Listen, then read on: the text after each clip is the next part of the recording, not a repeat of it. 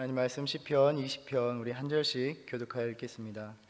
환난 날에 여호와께서 내게 응답하시고 야곱의 하나님의 이름이 너를 높이 드시며 내 모든 소재를 기억하시며 내 번제를 받아 주시기를 원하노라.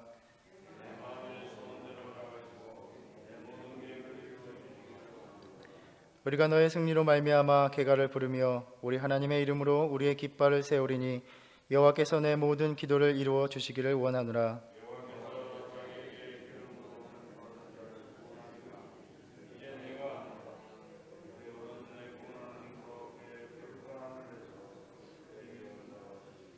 어떤 사람은 병거, 어떤 사람은 말을 의지하나 우리는 여호와 우리 하나님의 이름을 자랑하리로다. 함께 읽겠습니다. 여호와여 왕을 구원하소서. 우리가 부를 때에 우리에게 응답하소서. 아멘. 우리가 읽었듯이 시편 20편은 왕을 위하여 드리는 기도입니다. 9절 말씀 보면 여호와여 왕을 구원하소서라고 말하고 있고, 또 6절에서 여호와께서 자기에게 기름 부음 받은 자를 구원하시는 줄 이제 내가 아노니라고 말을 합니다. 그래서 우리가 세번역 성경을 보면 전체 맥락을 고려하여 1절을 다음과 같이 번역하고 있습니다. 우리의 임금님께서 고난 가운데서 주님께 기도하실 때에 주님께서 임금님께 응답하여 주시기를 원합니다. 야곱의 하나님께서 친히 임금님을 지켜주시기를 바랍니다 라고 번역합니다. 다시 우리의 번역으로 돌아와 읽어보면 첫 구절은 이렇게 시작합니다. 환난 날에. 왕으로서 또 왕이 겪는 환난의 대표적인 경우가 다른 국가와 겪는 전쟁입니다. 그래서 다윗은 왕이 되어서도 수많은 전쟁터에 나가야만 했습니다. 그래서 이 시편을 전쟁의 공경에 빠진 왕을 위한 백성의 기도라 이렇게 소개하기도 합니다. 전쟁을 나가는 왕을 위해서 그 왕이 전쟁에 나갈 때에 먼저 제사를 드립니다. 그러면 왕을 위해서 제사장들이 기도하는 의식을 치르고 그 자리에 백성들이 나와서 함께 기도하는 것, 이것은 고대 국가들의 대부분의 전통이었습니다. 그러나 우리가 이것을 볼 때 왕은 그 왕의 삶은 언제나 백성의 삶과 연결되어 있으며 이 전쟁의 승패는 단지 왕뿐만이 아니라 백성들의 운명이 걸린 일이었습니다. 그러니까 왕을 위한 기도는 백성들 자신들을 위한 기도이기도 한 것입니다. 6절에서 말하는 기름 부음 받은 자, 이는 성경에서 왕과 제사장을 가리킵니다. 또 신약에 와보면 기름 부음 받은 자는 메시아, 그리스도를 가리킵니다. 또한 우리는 그리스도를 통하여 하나님께 왕같은 제사장으로 부르심을 받은 자들입니다. 고린도후서 1장 21절에 보면 우리를 너희와 함께 그리스도 안에서 굳건하게 하시고 우리에게 기름을 부으신 이는 하나님이시니라고 말씀합니다. 그러니까 우리 역시도 하나님께로부터 기름 부음을 받은 자들인 것입니다. 제가 왜 이렇게 계속해서 연결시키고 확대를 시키는가 하면 바로 이 왕을 위한 기도를 환난의 시기를 겪는 바로 우리 자신들을 위한 기도로서 묵상해 볼 수도 있다는 것입니다. 환난 날에 앞서 언급했듯이 이 환난 날은 전쟁을 의미합니다. 오늘 우리들의 삶은 어떻습니까? 무수한 전쟁의 현실을 살아가고 있습니다. 지금도 우리는 바이러스와의 전쟁을 겪으며 살아갑니다.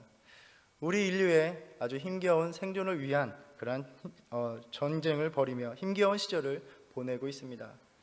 또한 우리 주변에 국가 간의 정치적이고 사회적인 갈등들, 그 대결들 속에서 그리고 각 개인은 각자가 먹고 사는 문제로 인한 전쟁의 현실을 살아가고 있습니다.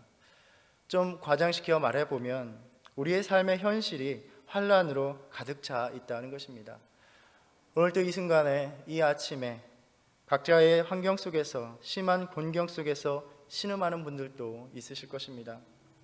환난 날에 여호와께서 내게 응답하시고 야곱의 하나님의 이름이 너를 높이 드시며 성소에서 너를 도와주시고 시온에서 너를 붙드시며 내 모든 소재를 기억하시며 내 번제를 받아 주시기를 원하노라 라고 오늘 말씀은 왕을 위해서 기도하고 있습니다. 또한 이 말씀은 우리 자신들을 위한 기도이기도 합니다. 아마도 전쟁터로 나가기 전에 제사를 드리며 치르는 종교의식이 이 배경이 되었을 텐데 중요한 것은 전쟁을 앞두고 바로 예배의 자리에 있었다는 것입니다. 전쟁의 핵심은 군사적인 전략과 군사들과 군사 장비일 텐데 그보다 더 중요한 것은 환난 날에 하나님 앞에 나아가서 예배하는 것, 기도하는 것이 우선시 되어야 한다는 것을 암시해 주고 있습니다. 즉 우리의 신앙생활에서 환난 날이 닥쳤을 때 우리가 무엇을 해야 하는 것인가? 바로 하나님 앞에 나아가 하나님 계신 곳에 나아가 주님의 도우심을 구하여야 한다는 것입니다. 환난은 그저 우리가 그럭저럭 견딜 만한 어려움을 말하는 것이 아닙니다. 절대절명의 곤경한 힘든 또 나의 힘으로는 감당할 수 없는 그러한 삶의 무게에 짓눌려 있는 것입니다. 우리가 살아가면서 환난이 없는 인생이 있습니까? 힘들었던 삶이 한 번도 없었다고 말하는 이는 거의 없을 것입니다. 환난이 인생 누구에게 다가오는 현실이라면 우리가 신앙인으로서 환난이 닥친다는 것, 그것 자체가 문제가 아닌 것입니다. 신앙인으로서 그 환난의 때를 어떻게 마주하느냐, 그것이 우리에게 문제입니다. 신앙인으로서 환난 날이 닥쳤음에도 불구하고 하나님께 나가야 함에도 불구하고 그렇게 하지 않는 것이 문제인 것입니다. 오늘 말씀을 읽어보면 하나님의 이름에 대한 신학이 아주 중요하게 다루어집니다. 하나님의 이름이 계속해서 언급되고 있습니다. 1절에 하나님의 이름이 너를 높이 드시며 5절에 우리 하나님의 이름으로 7절에 보면 우리 하나님의 이름을 자랑하리로다 라고 말하고 있습니다.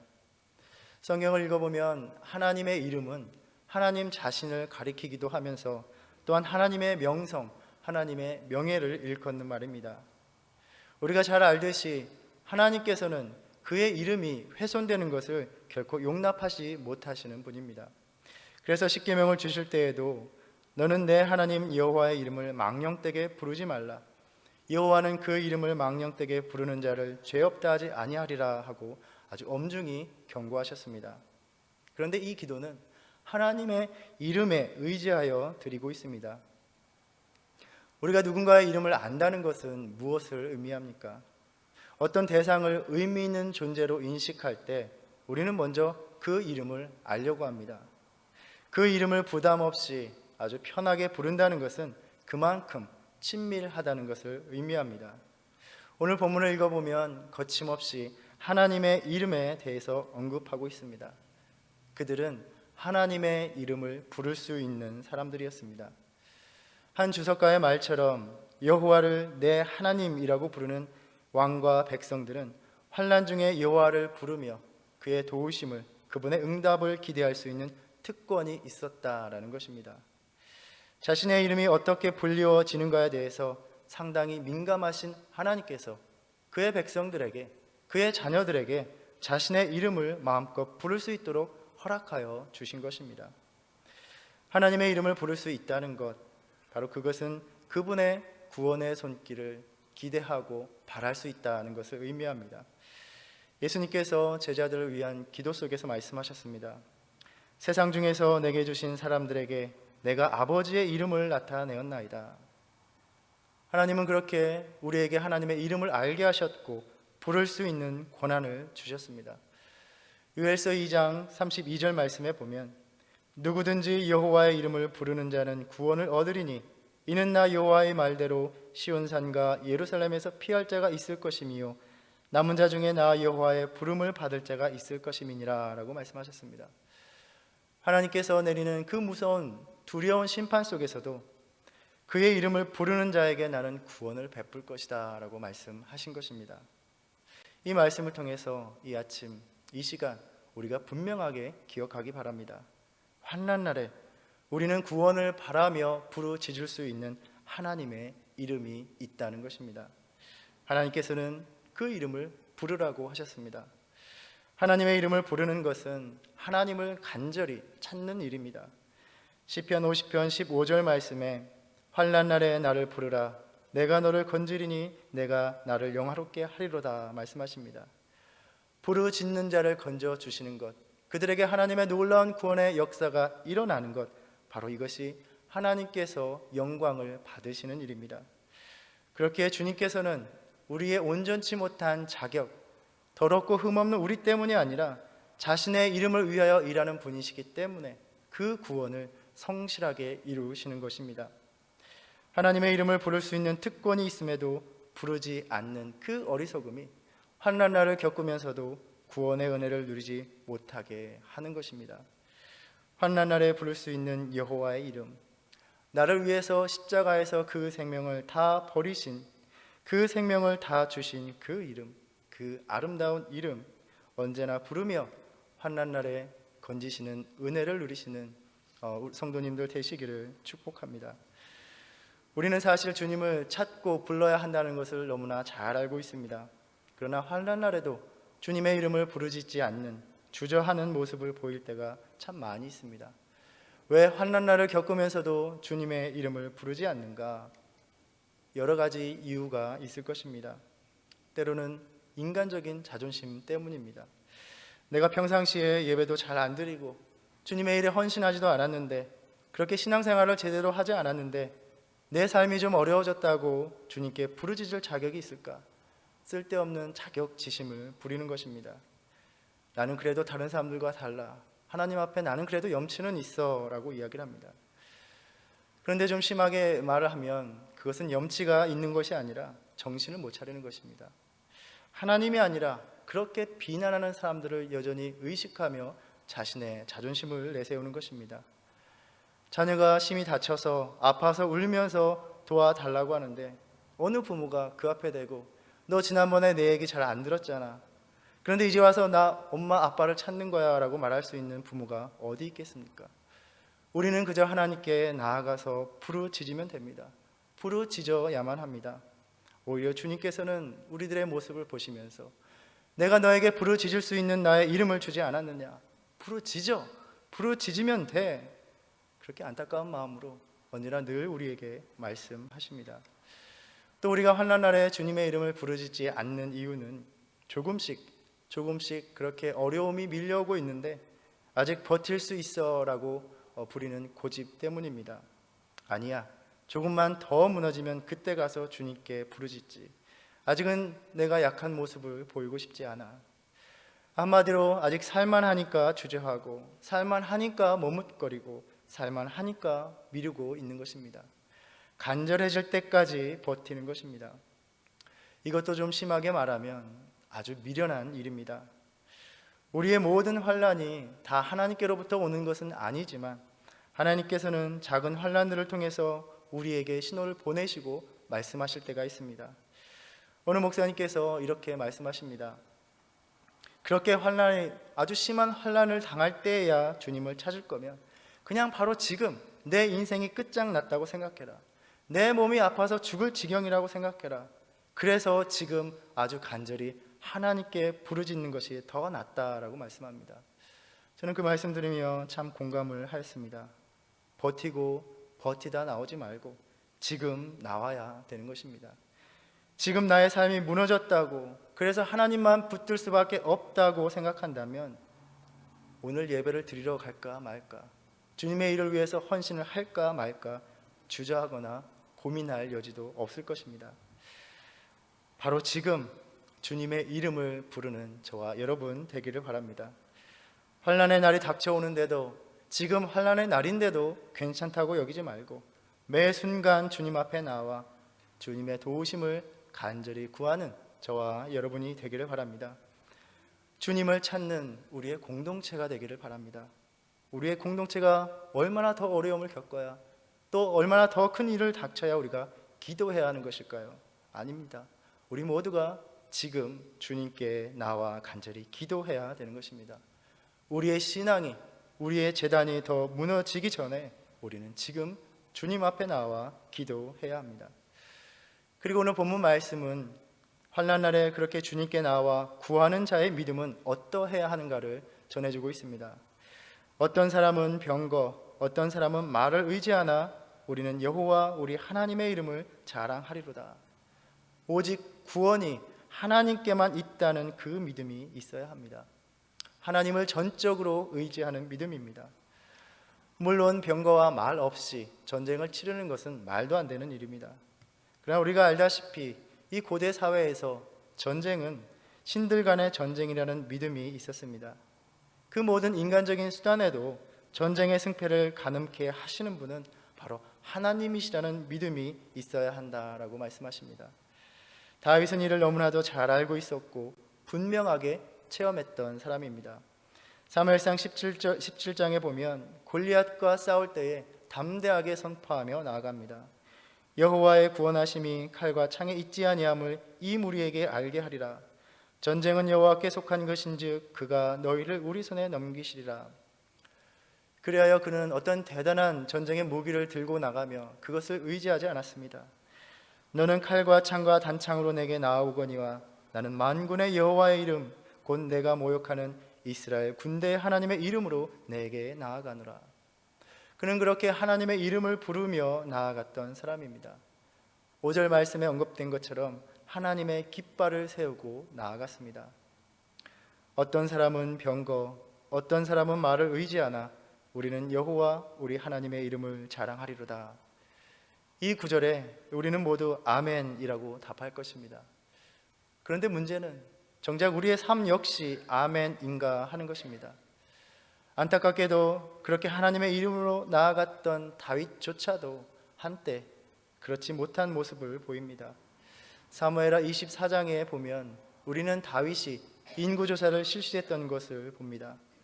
인구조사는 세금을 걷기 위해서나 전쟁에 나갈 수 있는 장정의 수가 얼마나 되는지 가늠해 보는 일입니다. 혹자는 다윗이 인구조사를 하려 한 것은 하나님의 약속을 믿기보다는 하나님의 약속을 손에 잡히는 것으로 확인해 보려고 한 것이다 라고 말을 합니다. 사울을 피해 다니며 변변한 군대 하나 없던 다윗이 늘 하나님을 의지했던 것과는 대조적으로 이제는 직업 군인들과 병거 부대를 갖추면서 나라의 안위를 자신이 키운 군사력에 의존하려는 유혹을 받은 것입니다. 이것이 우리가 부인할 수 없는 우리의 연약한 믿음의 현실입니다. 아무것도 없을 때는 전적으로 주님만을 의지할 수밖에 없었습니다. 그런데 점차 인간적인 수단들이 나에게 쌓이기 시작할 때 하나님은 그 수단들의 우선순위가 밀려나기 시작합니다. 그리하여 하나님을 의지하는 일을 점점 내려놓기 시작하고 환난 날에 하나님의 이름을 부르는, 하나님을 찾는 일을 잊어버리기 시작합니다. 하나님께서는 그 인간적인 수단들을 통해서 역사하시면서 결국 모든 문제의 해결은 주님께 달려있다는 것을 우리는 잊지 말아야 합니다. 우리는 평상시에 건강에 좋은 음식을 먹고 관리하면서 운동도 열심히 해야 합니다. 그러나 그 건강의 결국이 오직 하나님께 달려있음을 잊지 말아야 하는 것입니다. 우리는 때로 놀라며 말을 합니다. 그렇게 건강했던 사람이 어쩌다가, 그리고 또 우리는 이 코로나 시대를 겪으면서 분명하게 경험하고 있습니다. 우리의 삶이 안정되다 여기는 것이 얼마나 허망한 것인지를 생생하게 체험하고 있습니다. 물론 우리는 신앙인으로서 늘 신앙생활을 하면서 하나님을 저버리지 않는 한 하나님을 의지하며 살아가고 있습니다. 그러나 우리 신앙의 가장 심각한 문제는 하나님만 의지하려 하지 않고 하나님도 의지하려는 태도입니다. 하나님이 전적인 의지의 대상이 아니라 의지하는 여러 가지 수단 중에 하나가 되어버리는 것입니다. 우리가 하나님을 의지한다라고 말할 때는 오로지 주님만을 전적으로 의지하는 것을 말합니다. 이것이 진정한 믿음입니다. 우리가 어떻게 하나님만을 의지하느냐, 그것을 아는 길은 우리의 삶에서 얼마나 신앙의 삶을 타협하느냐 안 하느냐의 태도를 보는 것입니다. 하나님만 의지하는 사람은 예배의 삶, 주님의 뜻에 따라 사는 삶을 타협하지 않습니다. 오직 그러한 사람만이 우리가 읽었던 5절 말씀처럼 여호와께서 내 모든 기도를 이루어 주시기를 원하노라. 또한 6절 말씀과 같이 그의 오른손에 구원하는 힘으로 그의 거룩한 하늘에서 그에게 응답하시리로다 하는 기도를 받을 자격이 있는 것입니다. 성도 여러분, 하나님께서 우리에게 그의 거룩한 능력의 이름을 부를 수 있는 은혜를 허락해 주셨습니다. 십자가의 보혈로 환난 날에 사망의 그 어두운 그림자가 드리우는 모든 삶의 현실에서 그의 이름을 부를 수 있게 하셨습니다. 그의 이름을 부르며 말과 병거를 의지하지 말고 삶의 모든 전쟁이 하나님께만 달려 있음을 알고 전적으로 하나님만 의지하라고 이 아침에 우리에게 말씀하십니다. 오늘도 맞이하는 이 거친 삶의 현실에서 오직 하나님만 의지하며 나아가는 저와 여러분의 믿음이 되기를 바랍니다. 그리하여 그 하나님의 이름에 기대고 그 하나님의 이름을 자랑하기를 원하는 그 심령에 주시는 놀라운 승리, 구원의 은혜를 맛보시기를 축복합니다. 기도하겠습니다. 우리 이 시간 함께 기도하기 원합니다. 하나님이 우리의 모든 삶을 보고 계십니다. 우리의 삶의 호흡이 거칠어지는 것도 알고 계시고 작은 신음소리에도 주님께서 귀를 기울이고 계십니다. 환난이 닥칠 때 왜 부를 수 있는 그 귀한 이름이 있음에도 부르지 않느냐고 말씀하십니다.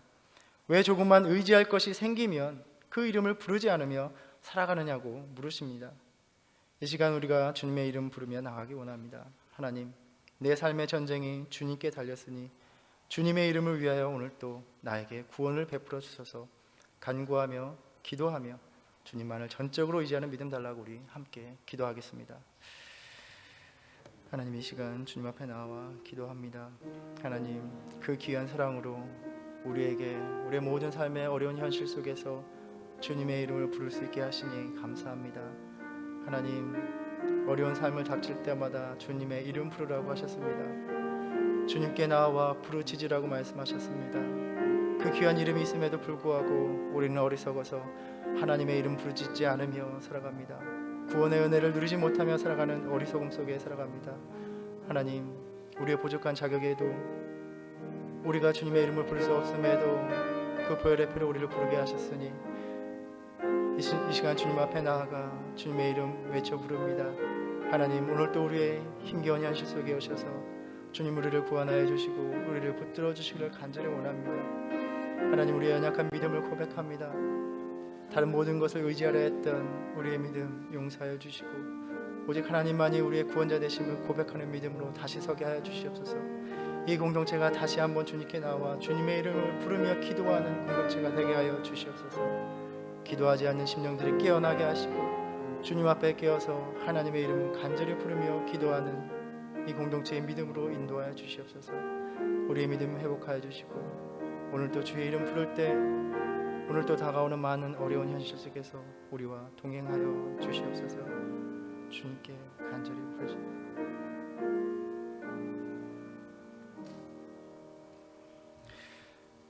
하나님, 우리 삶의 환난날 주님의 이름을 부르며 주님의 응답을 구합니다. 그 오른손에 구원하는 힘으로 오늘도 구원을 허락하여 주시옵소서. 주님이 주신 이름 간절히 외쳐 부를 때 오늘도 우리 삶에 다가와 우리를 일으키시고 붙들어 주시옵소서. 육신의 아픔이 있는 지체들, 마음이 낙심한 지체들, 슬픔과 좌절로 상한 심령이 되어버린 이 공동체에 주의 자녀들을 붙들어 주시옵소서. 이제 우리의 믿음이 말과 병거를 의지하지 않게 하시고 주님 아닌 다른 것에 기대지 않게 하시고 오직 주의 이름만 자랑하는 믿음으로 모든 승리를 쥐고 계신 주님 편에 서서 살아가는 믿음 되게 하여 주시옵소서. 예수님의 이름으로 기도드립니다. 아멘. 하늘에 계신 우리 아버지여, 이름이 거룩히 여김을 받으시오며 나라의 임하옵시며 뜻이 하늘에서 이룬 것 같이 땅에서도 이루어지이다. 오늘날 우리에게 일용할 양식을 주옵시고 우리가 우리에게 죄 지은 자를 사하여 준 것 같이 우리의 죄를 사하여 주옵시고 우리를 시험에 들게 하지 마옵시고 다만 악에서 구하옵소서. 나라와 권세와 영광이 아버지께 영원히 있사옵나이다. 아멘.